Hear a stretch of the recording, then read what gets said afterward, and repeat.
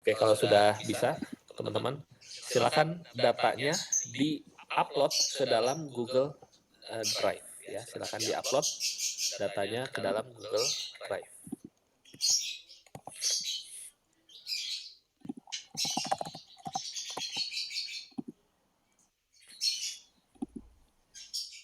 Buat satu folder, jadi samain aja ya dengan yang saya. Saya biasanya di dalam Google Drive, kita akan buat satu folder, namanya dataset. Ya ini, contoh, saya masukkan spam.csv, seperti ini. Kita upload, namanya spam.csv, silakan. Dari data yang sudah saya bagikan, bisa diunduh. Kemudian di-upload di dalam Google Drive, buat satu folder namanya dataset, kemudian ini namanya spam.csv yang tadi saya bagikan. Untuk contoh source code-nya sudah saya upload, teman-teman silakan bisa lihat ini contoh source code-nya, spam.ipinb.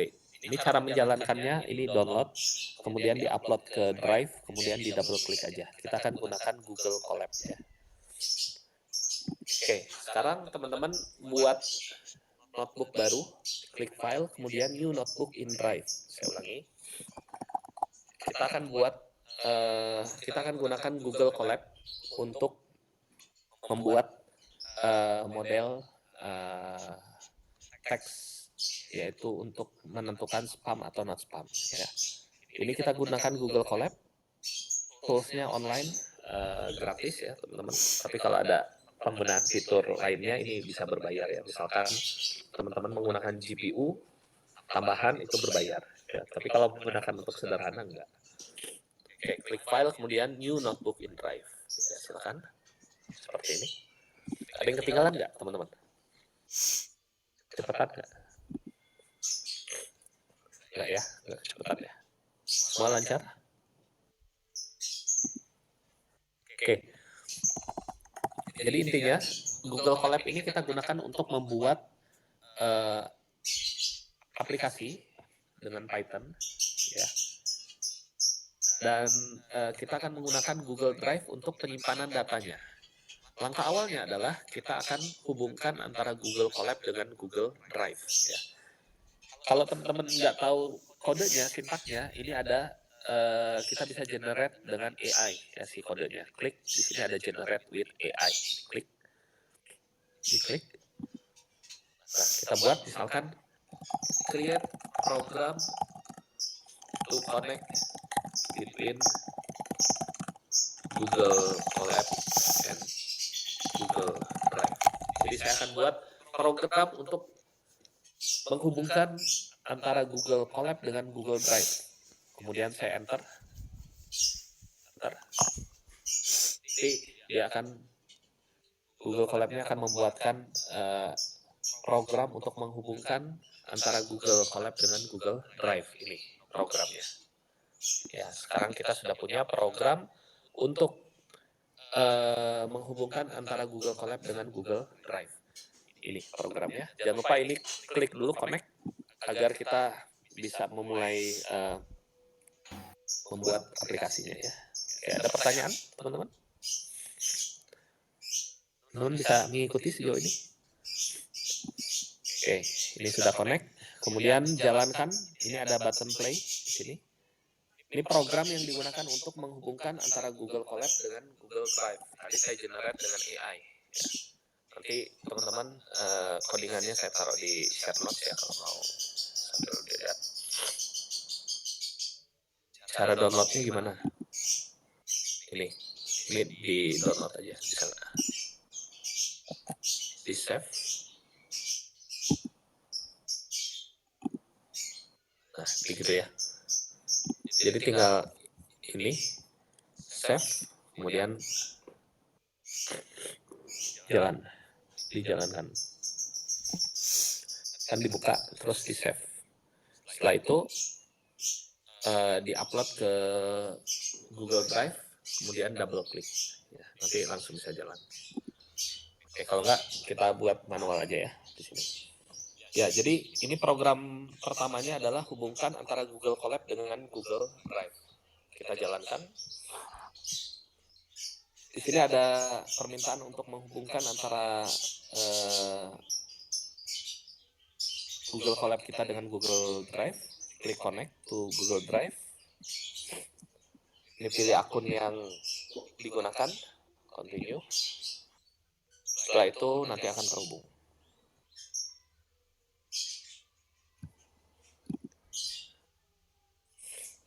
Nah, ini sedang proses menghubungkan antara Google Colab dan Google Drive. Nanti setelah terhubung, dia akan muncul responnya. Formatnya HTML. Oh. Kalau di saya enggak sih, ini kalau enggak gini aja teman-teman. Kalau nggak bisa di-download, ini kan saya coba dari programnya, nanti teman-teman copy dari share notes, jadi satu-satu silahkan bisa diikuti. Nah, sampai muncul kalimat mounted at /content/drive, artinya ini sudah terhubung antara Google Colab dan Google Drive, ya sudah terhubung seperti ini. Kemudian buat kode baru di bawahnya, kita akan buat kode lainnya ya berdasarkan yang tadi kita pelajari.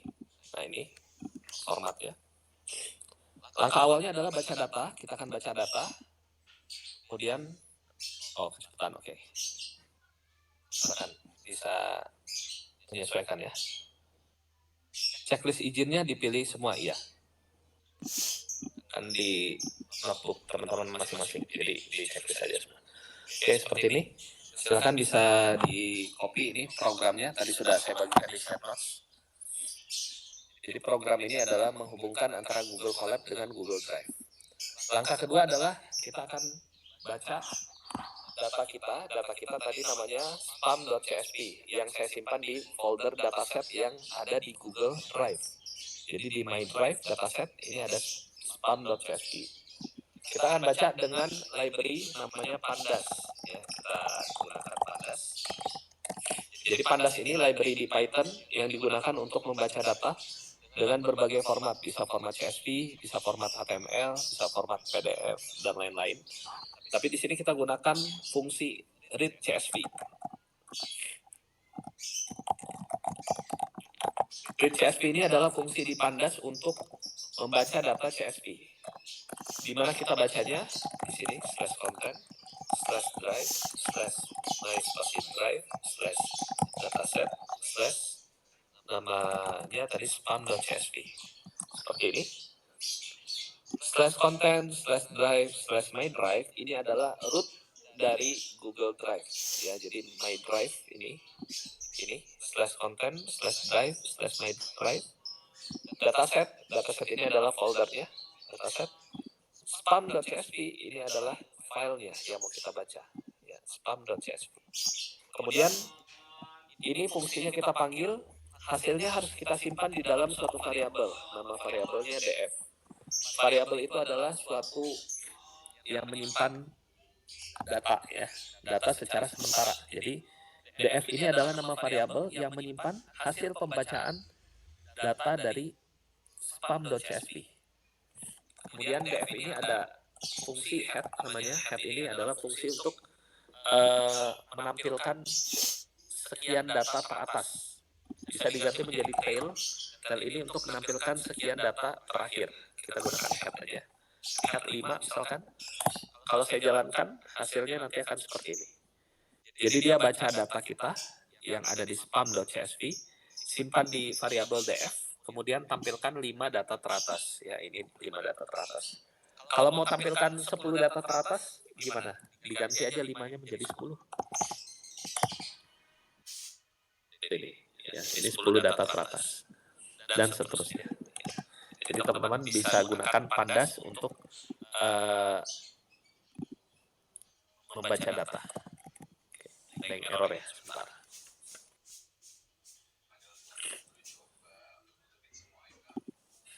Kalian simpan. Coba diperhatikan itu line-nya. Programnya udah sama belum? Contohnya seperti ini. Ini case sensitif ya teman-teman ya. Jadi hati-hati harus teliti harus seperti ini ya. Coba saya ya. File not found, teman-teman nyimpannya benar nggak? Lokasinya di My Drive dataset. Datasetnya ini harus kecil semua. Kalau teman-teman ganti menjadi huruf besar, berarti pembacaannya juga harus huruf besar ya. Nah ini misalnya datasetnya huruf kecil semua karena sesuai ini, disesuaikan ya. Oke, silakan dicoba. Ada lagi yang error?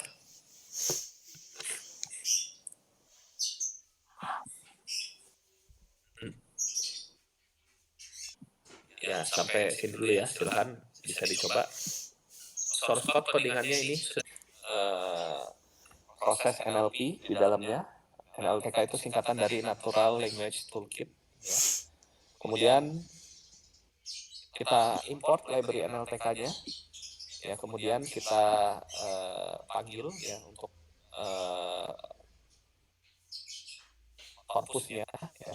Kemudian kita gunakan misalkan di sini, sebenarnya ini nggak perlu dipanggil nggak apa-apa. Kita gunakan untuk melakukan stemming tadi masih ingat ya, untuk mengubah suatu kata menjadi kata dasar.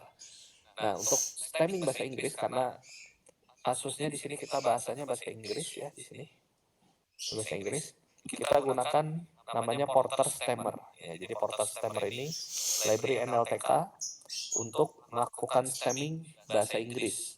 Kalau bahasa Indonesia kita bisa gunakan Sastrawi.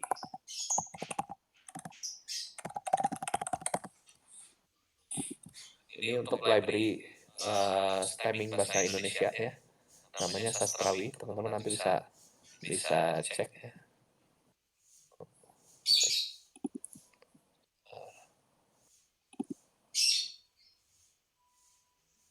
Ya ini, jadi kita bisa gunakan untuk bahasa Indonesia. Ini saya coba ya, yang bahasa Indonesia contoh.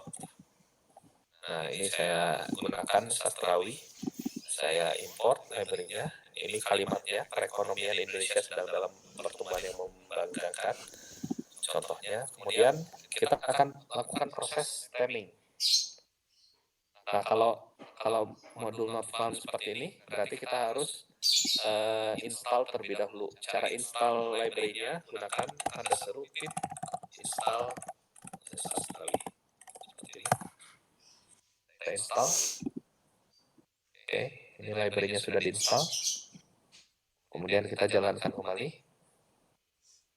Nah, ini seperti ini ya. Jadi ini stemming ini dari kalimat sebelumnya, perekonomian Indonesia sedang dalam pertumbuhan yang membanggakan, menjadi ekonomi. Kenapa ekonomi? Karena perekonomian kata dasarnya adalah ekonomi.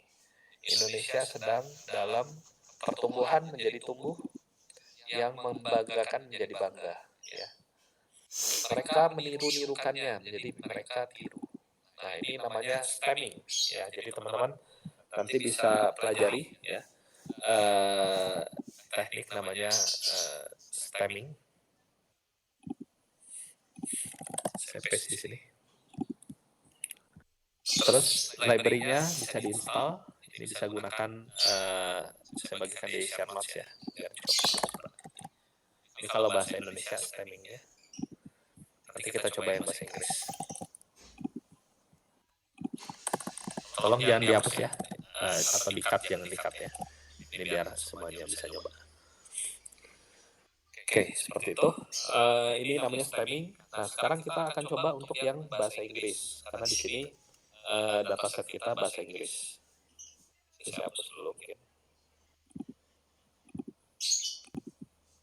Oke, kita coba yang bahasa Inggris. Untuk yang bahasa Inggris kita gunakan library namanya NLTK. Kita gunakan library NLTK. Kemudian kita panggil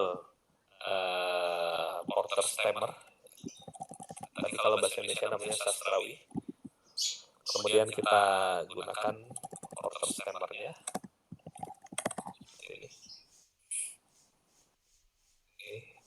Setelah itu baru kita coba lakukan stemming ya.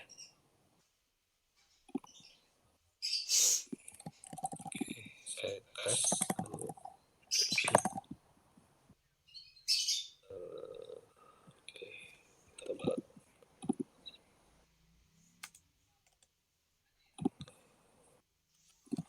Ini saya jadikan lowercase dulu. Hasilnya nanti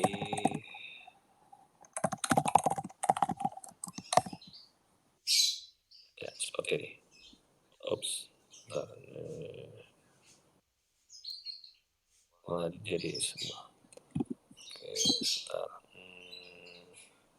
Oh, kita tokenize dulu atau kita gunakan semuanya.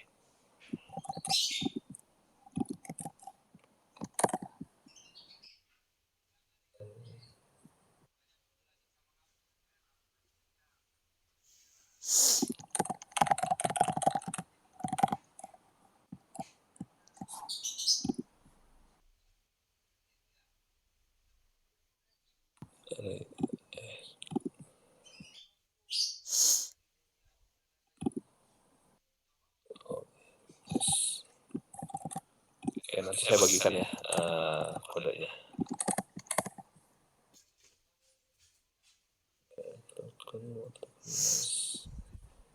Oh,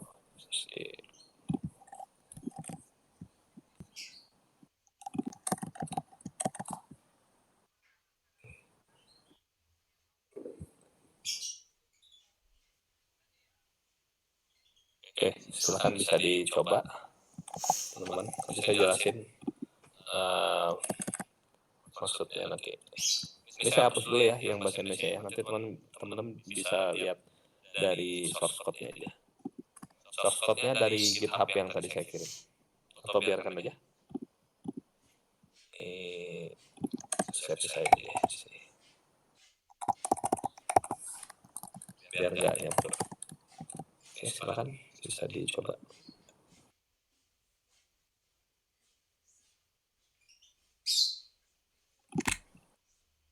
Ya, jadi kita lakukan text preprocessing. Ya, jadi text preprocessing ini, jadi sebelum koma ini adalah baris, jumlah barisnya berapa yang mau kita filter. Setelah koma ini adalah kolom. Seperti itu. Oke, kemudian kita lihat lagi kode yang tadi sudah dibagikan. Jadi kita punya, tadi kan hanya punya dua ya, kategori dan pesan. Kemudian kita gunakan NLTK di sini, library-nya namanya Porter Stemmer, dan kita download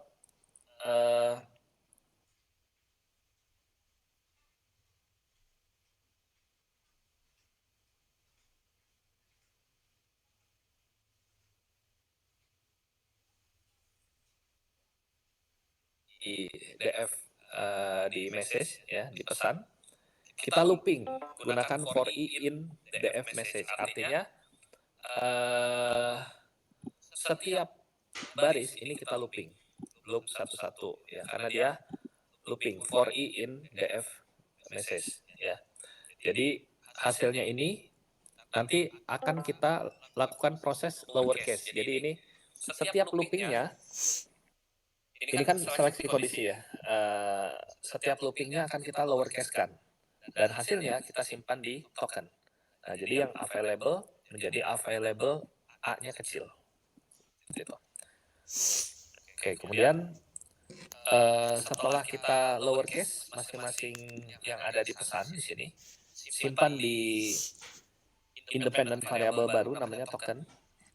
Kemudian token juga diulang lagi, di looping lagi, dan di replace setiap ada kata-kata yang memiliki indent ya ini dengan library-nya namanya regular expression atau import RE. RE ini regular expression ya. Regular expression tuh library di Python untuk menghapus kata ya, atau replace ya, atau proses regex lainnya ya. Ada banyak regular expression, teman-teman bisa cari tahu apa aja prosesnya. Jadi yang kita gunakan adalah data yang kita miliki, kita replace yang token tadi, kita replace kalau ada indent, kalau ada repeat misalkan di replace dengan spasi ya, spasi kosong seperti ini ya, sehingga sudah tidak ada lagi yang ada tab ya, yang ada indent ya dan lain-lain sudah hilang. Kemudian kita looping lagi si token tadi, tokennya kita looping lagi, kita pecah menjadi kata ya. Ini kan masih kalimat tadi. Kita pecah menjadi kata dengan library NLTK Word Tokenize. Jadi Word Tokenize ini untuk mengubah suatu kalimat menjadi kata. Jadi dipisahkan oleh koma. Jadi misalnya go, koma, until, koma, jurong, koma, point, koma, dan seterusnya. Ya. Kemudian setelah menjadi kata, barulah kita lakukan proses stemming di bawahnya ini. Stemming for X in df token. Berarti dia akan looping setiap token tadi. Setiap kata di looping dan panggil stemmernya. ps.stem. Jadi kita stem masing-masing kata sehingga yang sebelumnya misalnya kata-katanya ini kita cari contoh ya. Nah ini contoh jogging. Jogging ini menjadi jog. Terus yang lain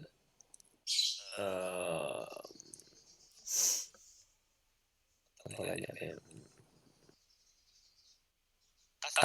customer menjadi custom. Terus gona menjadi gone. Ini kata dasar atau enggak ya. Searching menjadi search. Ya dan lain sebagainya. Jadi dia mengubah suatu kata menjadi kata dasar. Nah, prosesnya di sini. Ya, jadi ini semua dijalankan satu persatu, dia akan melakukan lowercase, replace indent, kemudian tokenisasi kata, dan terakhir adalah stemming. Ya, seperti itu. Ada yang mau ditanyakan dulu, teman-teman? Silakan kalau ada pertanyaan. Buat satu di bawahnya yang baru.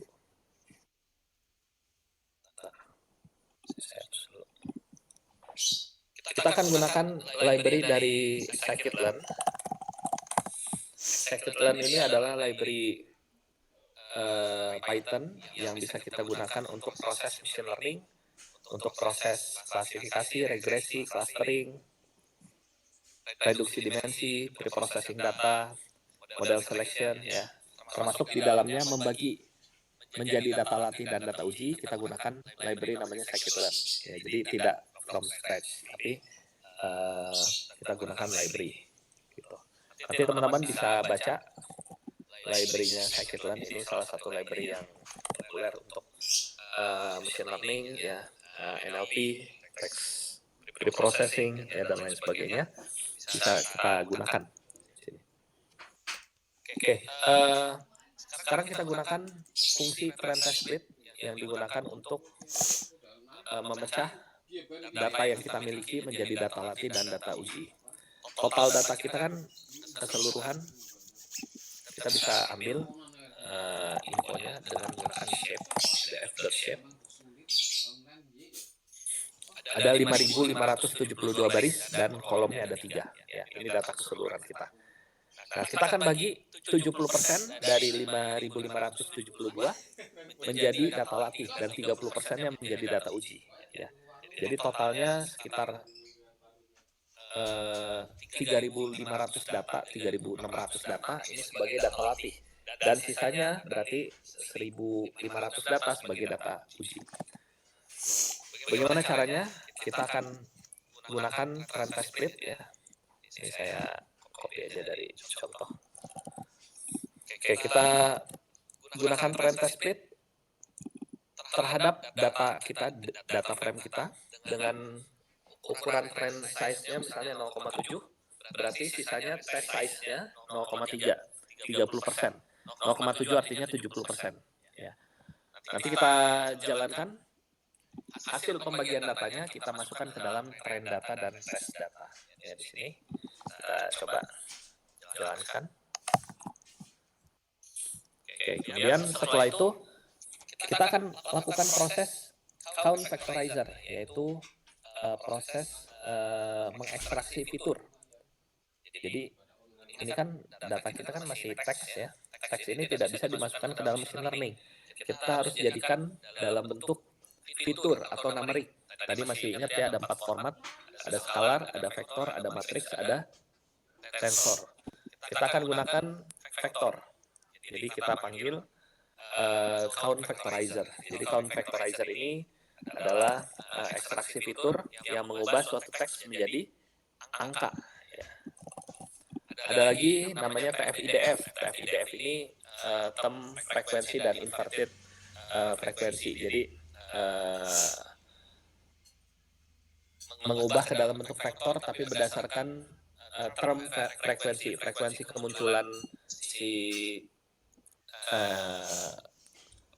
wordnya, kemunculan katanya, ya seperti itu. Oke, kemudian kita coba jalankan. Ini saya copy dari yang nanti saya jelaskan ya, teman-teman.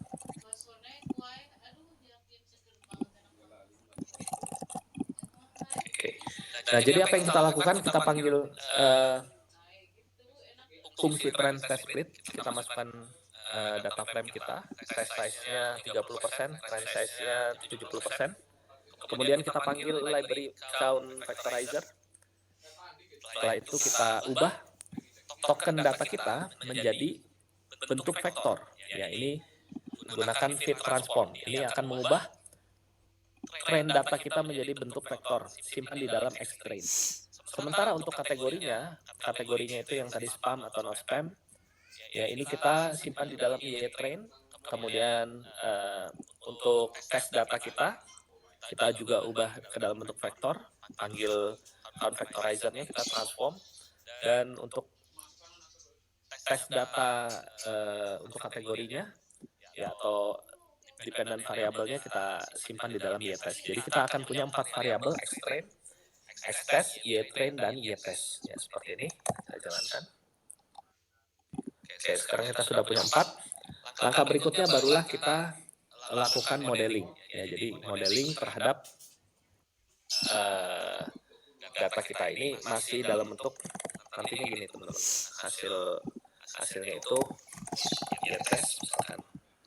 Ytest itu dia sudah di random, karena sudah di random dan isinya hanya 1672. Kenapa? Dari 5000 tadi kan 30%-nya sebagai data label uji.